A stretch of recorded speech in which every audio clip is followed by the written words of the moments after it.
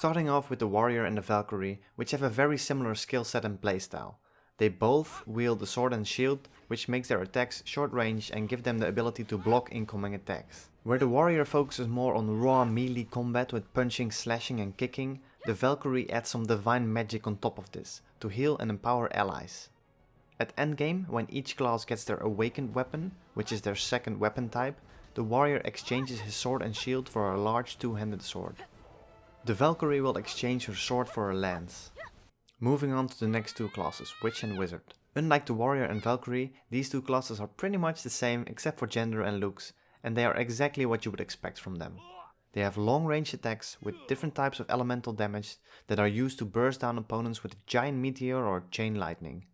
Their spells have to be charged, which makes it crucial to position yourself correctly. This makes for really interesting mounted combat, as you will be able to cast your abilities while riding a horse. The awakened weapons for the Witch and Wizard have not been announced yet. Then we have the Sorceress and the Tamer, which have very little in common with each other, but there are a few similarities. They both use a combination of melee and medium ranged attacks, but where the Sorceress uses dark energy from within, the Tamer uses her sword in combination with dark energy from her Hailing Beast, which she can summon to fight by her side. Both have very good evasive abilities and are strong in small scale combat. The Sorceress does have a higher control rating and is more difficult to master. The awakened weapon for the Sorceress is a scythe and the Tamer gets a two-handed combat staff. The last two classes couldn't be further apart from each other, the Berserker and the Ranger. The Berserker is a double axe wielding giant, using their strength and enormous weapons to slash, smash and kick their opponents into the ground. The Ranger is your typical bow wielding archer class, very nimble, huge range, and capable of shooting both regular as well as enchanted arrows.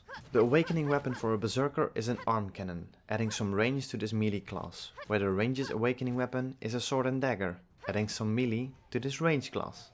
Now I would like to talk a bit about what roles these classes will fulfill in Guild vs Guild, because this plays an important role in your endgame playstyle. Let's divide our army up into three categories: Frontline, Siege and Control. Frontline are our Warriors, Valkyries and Berserkers. They stand in front of your army to shield incoming attacks or simply soak damage with their tankiness. They form the line of scrimmage and prevent the opponent from easily reaching the weaker targets. Even though they are all frontline, their playstyles are still different. Where Warriors and Valkyries are more focused on blocking, buffing and controlling the line, the Berserkers will be either disrupting incoming attackers, or when playing more aggressive, they will be disrupting the enemy by breaching through their frontline. Then we have our long-range siege classes, Witch, Wizard and Ranger, which will be behind the front line, timing and coordinating their attacks for maximum efficiency. Then last but not least we have the control classes, which so far are the Sorceress and the Tamer. They have too short range to shoot from behind your front line, and they're too squishy to simply go in without thinking. These classes usually control the battlefield by defending the siege classes if the opponent is breaching through, or you send them in when you're winning the battle to completely overwhelm your opponent. Or maybe you put them in a specific flanking group that will come in when the opponent doesn't expect it. These roles aren't set in stone and you can change anything in your army depending on your personal preference.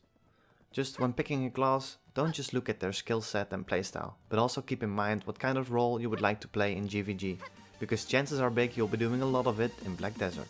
Thank you for watching. Howdo.